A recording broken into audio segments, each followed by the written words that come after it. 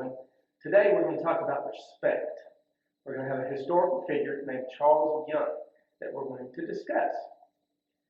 His parents taught him at a very early age to think of others, not just himself. So he became a very fine gentleman. So as an example, one evening, Charles and a friend were playing in his bedroom. Charles yelled, "Attention!" And his friend was getting ready to act in that fashion to get him attention. And all of a sudden, they heard the doorbell ring. Charles said, "Shh, we have to be very quiet because we have visitors. I would not want to be loud when my mother has visitors." So they quietened down. After the visitor had left, Charles's mother walked into the bedroom and said, "How respectful you were to me and my guests. You boys are going to make fine gentlemen," she said. Later in life, Charles attended West Point Military Academy and served in the U.S. Army for 33 years. Charles, his commander, said, "The Army wants to send you on a special mission to the island of Haiti. Your job is to keep an eye on political affairs and keep us informed of what happens. Now be careful, because the people there are not going to welcome a stranger and a foreigner. Watch what you do, watch what you say, and don't cause any trouble." Charles took this very seriously.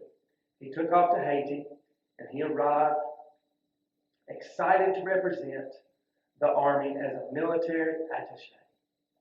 He quickly became friends with the local people and learned much about their culture and their way of life. When it was time for Charles to go to the next place, which was an African country called Liberia, the Haitian people became very sad because they did not want to see him go. He had earned their respect and their friendship.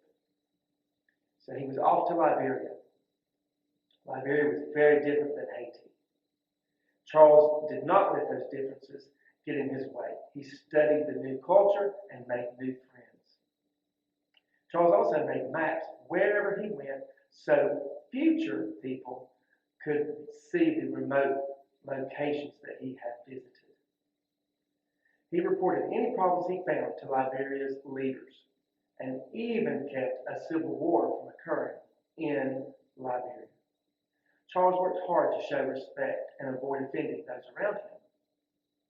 One bad experience could ruin the relationships that he had built. So he understood his relationship and the respect was very important to the leaders in this country.